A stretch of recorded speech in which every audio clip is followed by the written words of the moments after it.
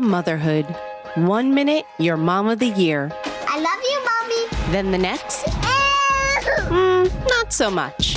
From bath time to bullying, from potty training to puberty, parenting is full of challenges. But one thing is for certain, you are not alone. Welcome to Modern Mom Probs. I'm your host, author, mother, parenting expert, Tara Clark. Join me while we tackle today's modern mom problems. So welcome to the show. Thank you for being here. I'm so excited. We chatted before I hit record and we were talking about all kinds of things. And we said, you know what, let's just hit record and jump into it. What I love about the work that you've been doing, Sarah, is that you are brave enough to stand up and talk about a lot of the things that people until now weren't really giving the proper exposure. So let me ask you a question, or even not even the proper exposure, they were sort of like flippant towards. And so tell us a little bit about yourself and how did you get into this? Yeah. Well, first, thank you for the kind words. Thank you for the support and thank you for having me here. This is very exciting for me.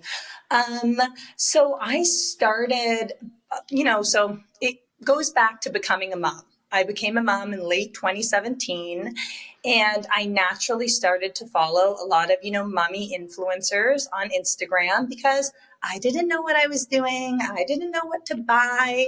I thought I would find a sense of community and support, even though I was mainly, I admitted, a ghost follower. But I felt like I was learning a lot and had a connection, right?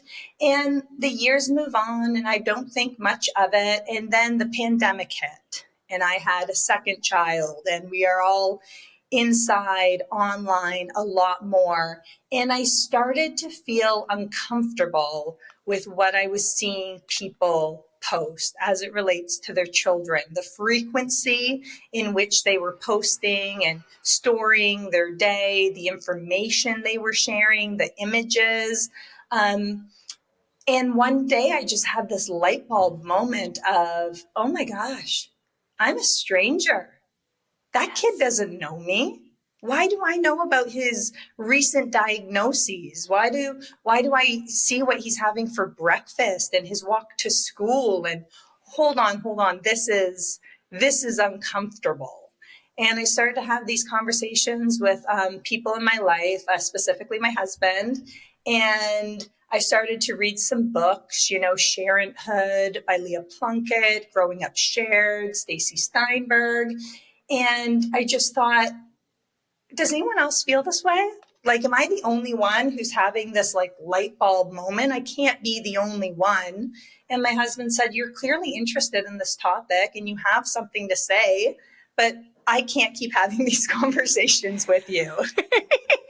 It's funny that you say it. My husband often says that too, because I obviously love to talk about social media. And he's like, it's a lot of talk about social media. Yeah. And he's like, this is great. And it seems like you're passionate about this, but what are you going to do about it? Because he's not interested. He's not on social media. It's not his jam.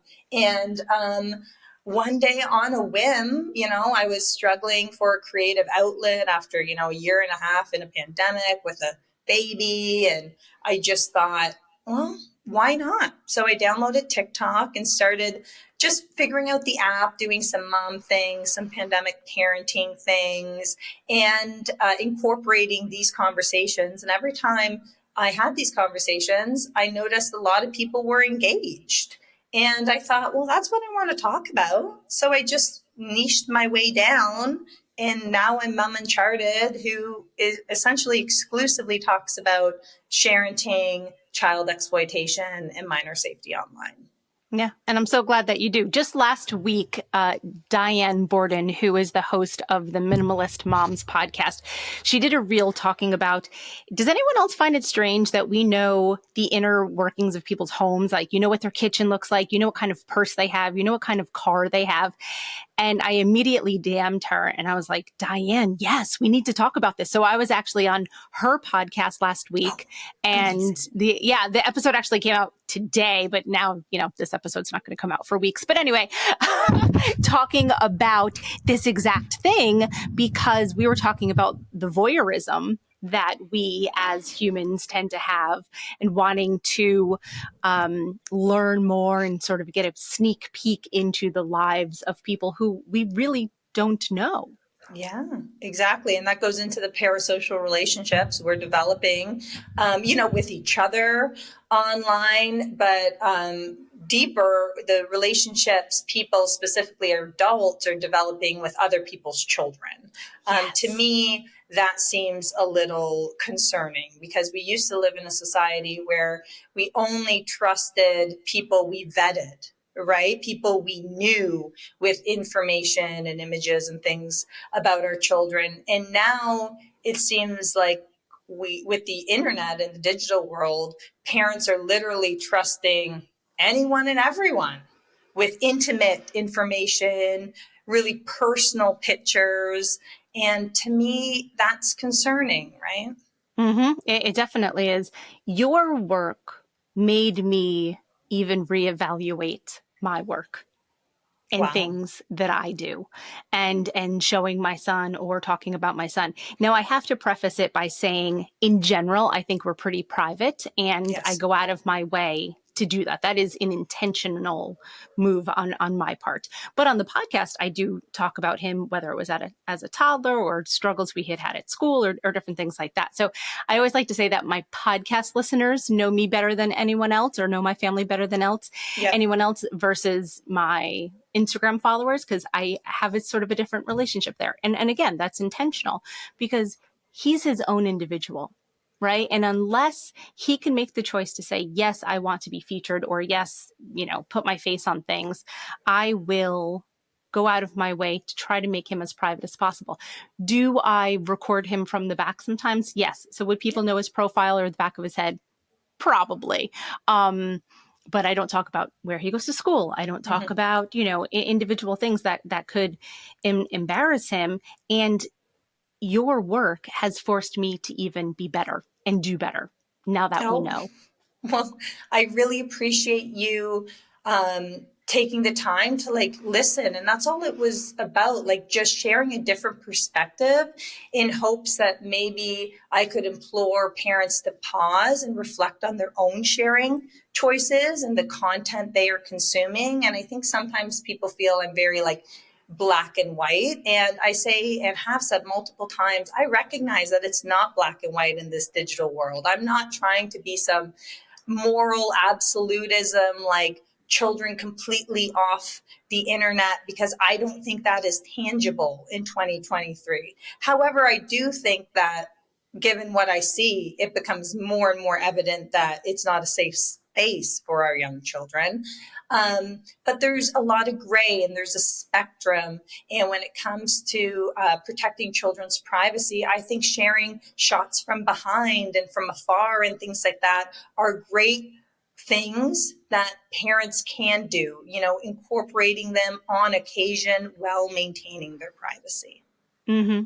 I think that I think it starts with awareness. And I say this Yes. about everything. I say this about parenting. I say this about, everything. I always say it starts with awareness, because it does. And I think a lot of people don't even think much of, let's say you're taking a video in public and there may be other people's children that have stumbled into your shot, right? And now you're posting videos and photos of other people's children publicly. And unless you have the awareness to say, oh, wait, no, I have to blur out their faces, I have to crop it, whatever it is, that's just going to continue to go on. 100%. And I also recognize that that will happen to the majority of us, right? Our kids are on teams and in sports and in dances and things like that. And not all parents are recognizing that the importance to some of us, that we don't want our children in those spaces. But one thing with not sharing our children online is that even if our children end up in the background of somebody's photo or something, it doesn't correlate to being my child. It doesn't correlate with their name and their information and things like that, right? So that in itself is, I think, a positive. right? Yeah. We can't protect them from everything, but we can do our best to mitigate risk and what is within our control. And sadly, if somebody takes a video and your child's playing in the background, that's not within our control. But having these conversations, I hope, will lead all parents to think, well, maybe I shouldn't post that video of my kid at the playground because there are some very visible faces in there that might not be comfortable on the internet. Yeah. And you speak a lot about parent-run social accounts. Yes. So what are my mummy run accounts? Mummy run accounts. That's it. What are some of the most egregious ones? What are some of the ones that you go back to time and time again and sort of just shake your head? It's the ones where parents are hypersexualizing their young girls and selling exclusive content via various subscription services. Do they do that? I'm sorry. I just didn't even realize that was really something going on. Go to my TikTok account, go to the Mummy Ran account playlist, and you will be floored by what some parents are doing to their little girls. But yes, breaks my heart. There is actually a button on Instagram that is a subscribe button.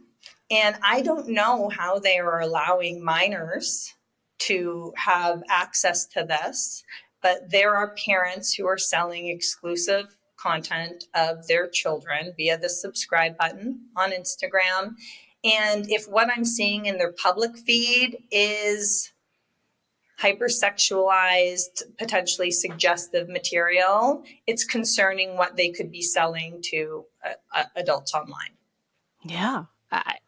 I'm floored. Like, I know I'm familiar with your videos about that. And I guess I just didn't really put two and two together that it's, I mean, this sounds extreme, but it's almost like an OnlyFans on social. That is wild. There's like other companies who promote themselves as kind of the like safe for work alternative to OnlyFans, who refer to themselves of having like junior channels where essentially adults can buy photos of little girls. That's what it comes down to. And in my personal opinion, not only is that morally and ethically wrong, but I think it should be illegal for adults to purchase content, images, and videos of children. Our laws are way behind in this regard. Yeah, absolutely. I am just floored even just thinking about that concept. Honestly, I'm floored. And it's very concerning because a lot of the girls I see I've seen subscribe buttons on ones that are like 2, 6, 10, very popular in between the ages of kind of 12 and 14, 12 and 15. And my worry is with the young girls is that they don't know what is happening, right? They think they are models. They think they are influencers. They think they are famous. And they do not know that their fame is mainly based on, from the demographics I have seen, adult men following and being their paying customers. Right. And you've obviously done your due diligence on this. So you've sort of dug a little bit into who is commenting, liking, and sharing on those pages. Yes. And I have a wonderful supportive community, many whom have access to demographics because they work in the influencer industry. And so I have seen and shared these demographics, and some are 60, 70, 80, 90% male. And yes, are some bots? Of course. We all have bots at this point, right? Unfortunately, yes. Unfortunately, yes. But I think the demographics speak for themselves. You know, I think the parents know exactly what they're doing and who they're catering their content to. Wow. That is wild. Have you at any point raised the red flag with Meta directly? I have been a part of raising the red flag in the sense that I have had various news organizations write about this, and they have contacted Meta specifically. The Washington Post did a thing, not necessarily on the subscribe, but on the pedophile communities that are running in Instagram. They did a very big expose on that, and some other organizations as well. But in regard to reaching out to Meta myself, as you probably know, it's very difficult. Granted, I think you were there the other day, so maybe we should have had this conversation before and been like, "Hey, Tara, pass this post-it over. I know, Leave this on someone's desk," right?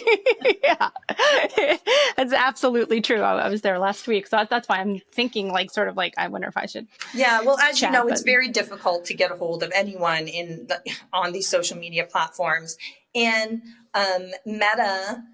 Specifically on Instagram, makes it very hard to report this content, especially when it's being done to minors, individuals who are under the age of 13. The process isn't just like click, report, underage user. They want like names and birth dates and who you are, and they make it difficult, and that's concerning in itself. Yeah, because it should be easy to report something like that. You don't want to have to exactly. It should just be jump easy through to click hoops. a button. Yeah. No, that, and I'm still shaken just thinking about the concept of men parents selling up. photos of their children to strangers online. Yes, it is, and it's been it's concerning, and lots of things get reported to the National Center for Missing and Exploited Children. And sadly, I've also had to file police reports as well, because given what I do, I will get private messages or emails with concerning information, and we'll have to go further. Right. What about, I literally still have chills, but I want to move on to like the family vloggers. Are you sure? Are you sure you want to go there? Sure, let's it's like, how much time do you have, Sarah? Let's go, Tara. What do you want to know about these family vloggers? God, there's so many things. Obviously, there's the big story in the news right now. 8 passengers. Yes. Let's start there, shall we? Yeah. So 8 Passengers is a YouTube channel, has been on for many years. At the height of the channel, they had, I think, 2.5 million subscribers. The matriarch of the family, Ruby Franke, was just arrested on alleged, I'm pretty sure, felony abuse charges, because one of her children escaped the home that they were staying at, ran to a neighbor's house, asked for food and water, and the neighbor observed them with, I think, duct tape around their ankles and their wrists. So she is currently in jail. I don't think she's on bond, but it really rattled the family vlogging community because it was a very big, well-known channel, as well as the fact that there were incidents of her abuse that she made public. So many people have been concerned for these children for many years, and nothing happened until this extreme incident. So I think it speaks to the fact that we don't always know what is going on behind the scenes in these households. Yeah, absolutely. What was your take on it? You said, obviously, like it really rattled the community because on YouTube, I mean, people make a legitimate living out of showcasing and sharing their family life. And obviously, Ruby and her family were making a legitimate living out of that. So you sort of have to put all of your eggs in one basket to go all in on something like that. And many, many people do. And obviously many people are not abusive and they live like totally safe, normal, functional, happy lives. Right. Yes. So we're not saying that across the board. We're just using this one particular example. But what did the community say? What was the feedback by the community? I think a lot of people sadly were not surprised about the allegations because, if she was putting certain things online for the public to see, the assumption was, well, that's terrible. She's withholding food from her children. That is awful. That is abuse. What could be going on behind the scenes? So I think for those who are aware of the family vlogging world, specifically her channel, I don't think a lot were surprised. But for those who are not familiar with family vlogging and are hearing this for the first time, I think it is quite rattling.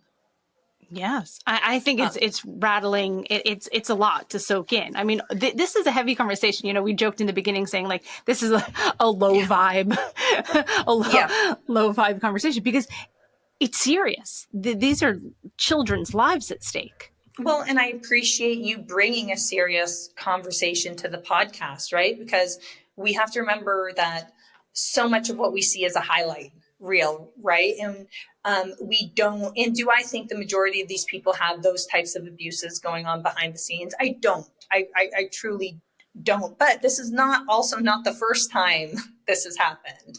There are other cases of YouTube families doing this, but I just want to state that I don't think all families are doing this, but what is happening behind the scenes of these families, right? Like the children, are they granted any privacy? Like the home is their stage, mom and dad are their boss? Are they getting breaks? Like what does the income they are generating, is it being put away? Like there's no laws and regulations that protect their income, their privacy, their labor.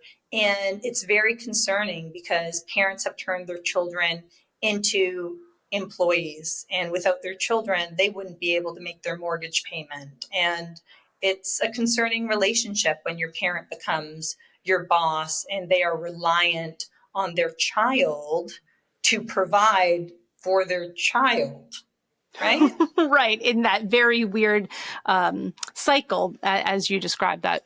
But that's absolutely true. And the difference between families that are content creators, children that are content creators, is that those families may not be adhering to the laws of child labor laws. Like you said, like if your child is an actor and he has a SAG card, there are certain parameters that he needs to have, right? And so the content creators are not necessarily adhering to that or even paying their children for their work. 100%. It is truly the wild, wild west. And it's $1 billion industry. And it's kind of crazy that we've let it get to this point without legislation and regulations. Do you see, in all of the research that you've done and all of the due diligence that you do with this, do you think we're going to move in that direction? I think we will, and I think we are. A law was signed in Illinois that will go into effect in July 2024 that mandates parents who, there's certain click rates and certain percentages, but basically these families will need to put a portion of the money generated aside for their children. Now, does it do enough in regard to privacy? No. Does it do enough in regard to protecting their labor? No. But it's a great first step to ensure that they will reap some benefits of being exploited online. It sounds ridiculous. It sounds ridiculous to say, but also it's hard because it's up to the parents to keep track. And if they don't keep track, then the child will be able to sue in the state of Illinois. And there's other states that are looking to that law and looking to replicate it or recreate it in their state currently. Right. And I hope they do. Yeah. It's a great first step. Much more has to be done, but we have to commend a step in the right direction. Absolutely. That's the tricky thing about content creation and vlogging and influencing and all that kind of stuff. It really is the wild, wild west, whether it comes from an influencer's rates to do a project or the regulations for them involving their children in that. It's so untouched from a regulation standpoint that it's a really hard industry. Oh yeah, I'm like on the fringe of it, because I'll tell you, if I wanted to make money off of this, I would have picked a different niche. Yeah, right. Exactly. Because the big brands are like, oh, wait, so you're going against who we pay? Yeah. Okay. Yeah. Yeah. Yeah. But I it's think hard to it's be the going to one. Go ahead. change. I Yes, think it's I going to think so change. too. I've noticed, and I think that you are really spearheading this in the last year or so. I've noticed a distinct difference in people not using their children on social as much. Have you seen that? Oh, yes, I definitely have seen that. I'm happy to contribute to the conversation. By no means do I take all the credit for the conversation. There are great individuals online who speak of this. One of my close allies in this is Barrett Paul with the Love Army, who has really done a great job promoting kids are not content. And the more people who talk about it, and the more influencers and content creators like yourself who allow these conversations on their platforms to reach more parents, because it's not just about influencers pulling away from utilizing their kids in this way. It's also about us regular folk, doing the air quotes, everybody, and the content we are following and consuming, right? Mm-hmm. We need to be mindful to not follow accounts that are primarily or solely focused on children who are having their human existence exploited without their knowledge or consent. Mm-hmm. Mm-hmm. One of the tricky things about this industry too is that it's a money making industry, right? Mm-hmm. So the Yeah. big brands have a certain narrative that they want to put money behind those certain accounts to advertise their goods and services, Yes. right? And so many times those big brands are looking for this beautiful mother with her beautiful children, and you're going to show them on camera, and they're all going to be having fun together, and they're going to be playing a game together, or they're going to be eating dinner together at the table. And the brands are expecting that content.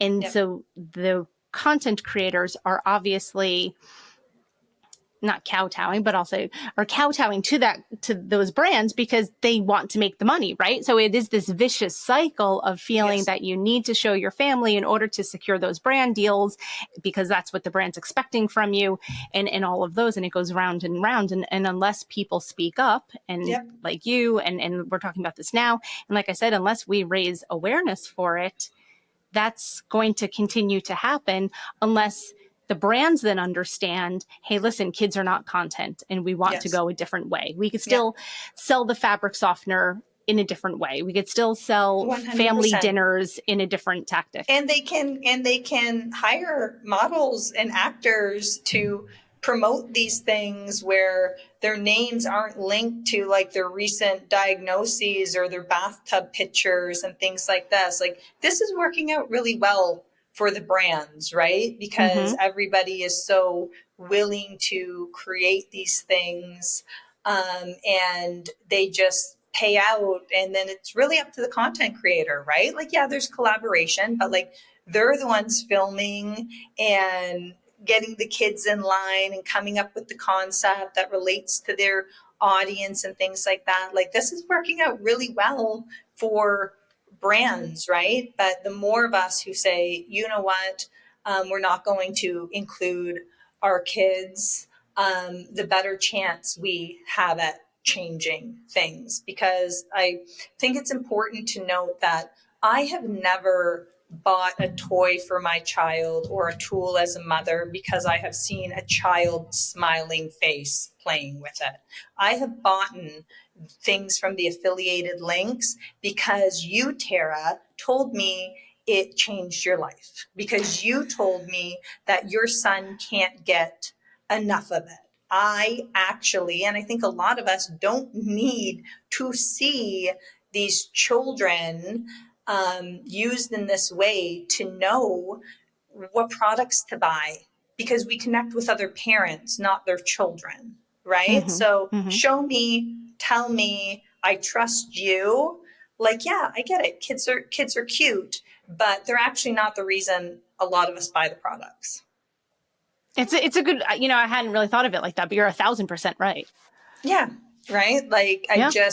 it's just too out of hand. We have to draw it back. And I think sometimes a lot of parents also, in the need for being on social media, they tag their baby with the Pampers diapers, and Pampers says, yeah, we love this photo. Can we use it on our feed? Like, look at our rules and regulations and say yes. And parents respond yes, right? Because then they're on the Pampers feed, but they're not realizing a few things. Have they read those agreements? Because the majority of them give those companies the ability to use that image in any way they see fit in perpetuity.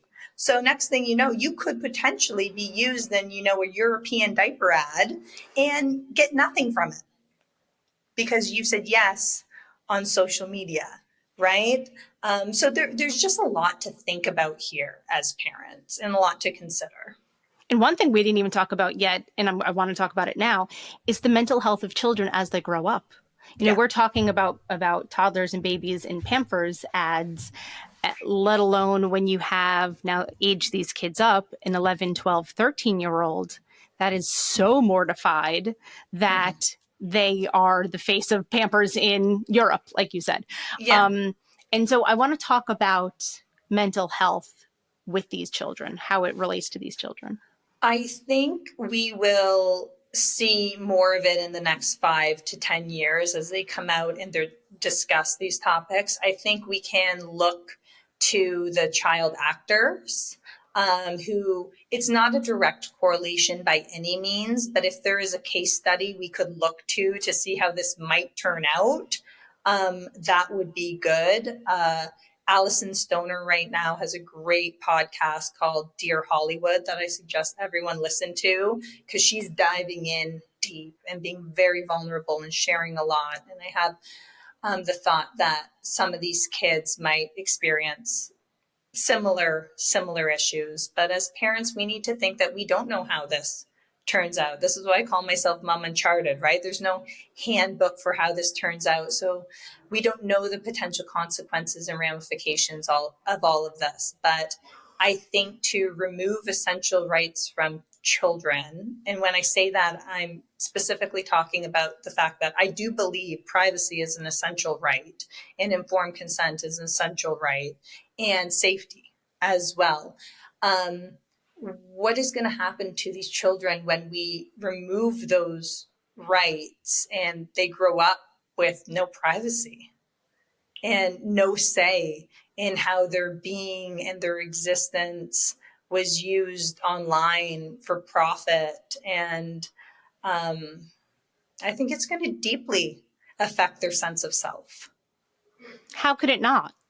Exactly. Like how could it not? Like from a very young age, and some of these kids, they'll be able to Google themselves and they'll find themselves discussed on online forums, their looks, their development, their being criticized by strangers, knowing what people were saying and the fact that your parents continued to post you despite knowing that they were bullying you online. There's so much to think about. I see so much that is concerning out there. I could almost cry just thinking about all of this. It's really hard.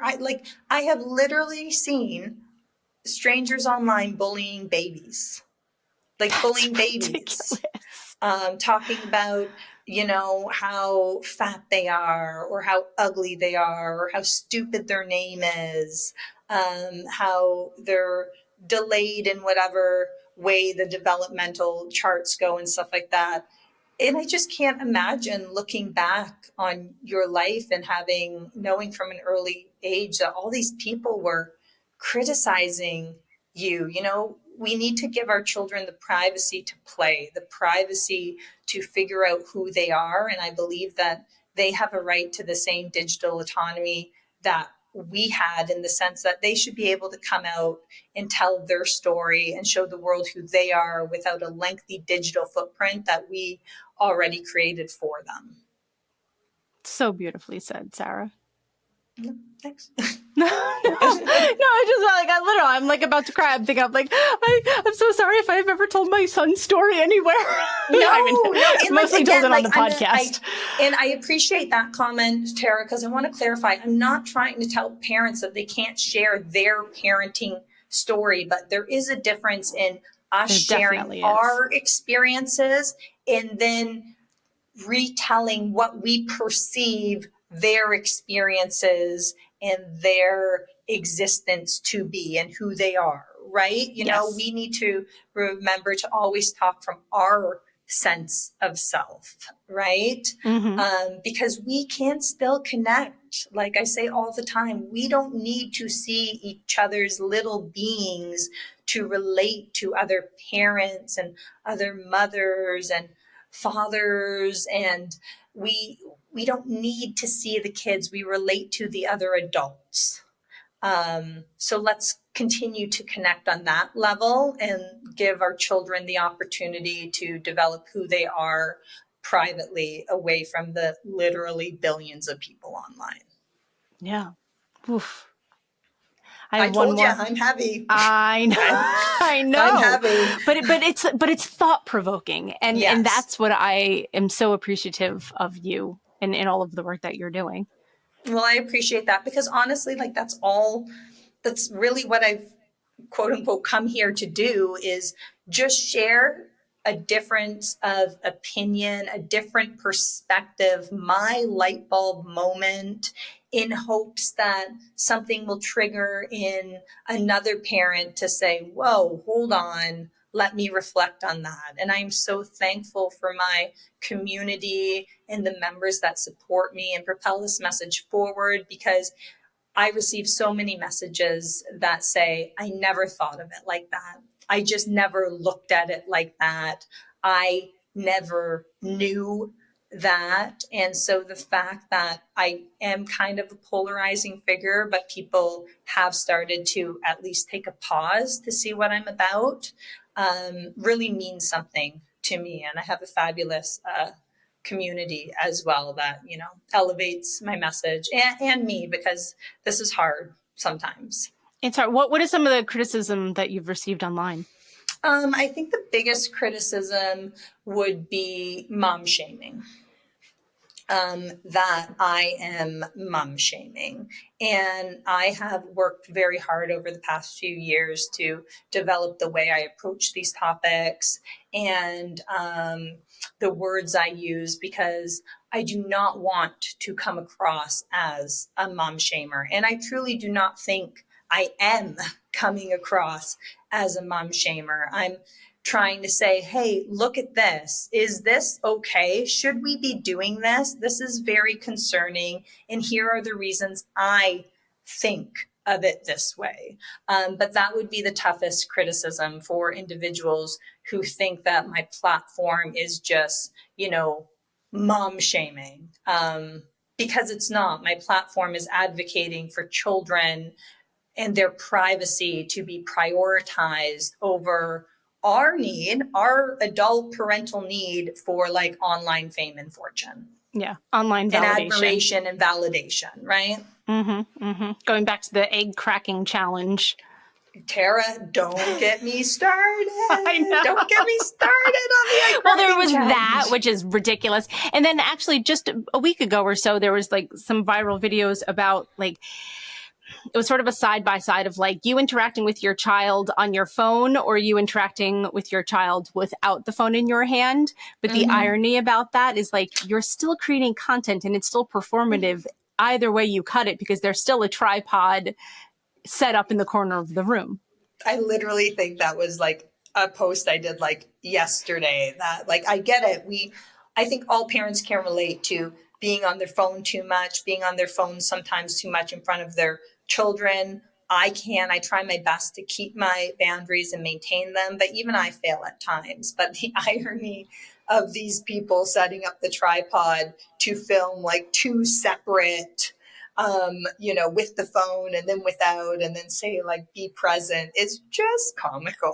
It's just so funny. It is. I think, for me, and I've been doing this a long time. I've been doing this since 2016. So I've been doing it since before you even had kids, right? Oh, yeah. I've been doing it so long that, this sounds terrible, but it's like, I just find all of it so performative now. Yes. And that is that's my own cross to bear, but that's just like a big thing, like even if I wanted to do something where I was like acting it out and then had like a heartwarming story or, words on top of it, I always just feel like so much of it is just performative, and that's why I've always said this is that Modern Mom Problems was never about me as Tara Clark. It was always about the concept of modern mom problems, whether it's maternal mental health or sharenting, that all falls underneath the umbrella of modern mom problems.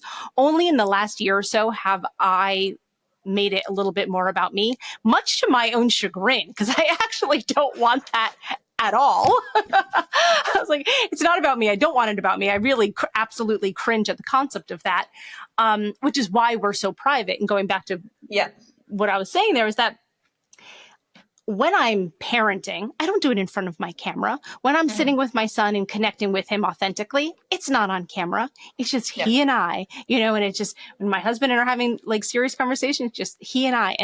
And so it's like I said, it's my own gripe about the performative nature of social media, but that's just me. But to your point about performing for these family vlogger kids and these children of influencers who are utilize this content, like, are they constantly in performance mode? Are they even aware or get to be who they are authentically? Or do they see mom and dad with the camera out all the time and feel the need to perform? Because like something cute needs to be said. If it's not, they might have it do a retake or something like that. Like, I worry about the constant need of these children to be in performance mode and to not have safe spaces to just go and exist, and what that is doing to their, mental psyche, right? Yeah, 1,000%. In effort for us to, be authentic, it feels sometimes like things have become so inauthentic. Yes, that's exactly what I'm saying. That's what it is. Everyone online is like, oh, you got to be authentic. You got to be your natural self. Guess what? For me to put a camera in front of my face and act like myself is not my authentic self. My authentic self is like having a conversation with you on the podcast, sitting on the couch, hanging out, chatting. That's Tara. That's the full Tara that you're going to get. It's not. The Wi-Fi network. You might want to check the connection settings in the Google Home app. My freaking Google Home is talking to me.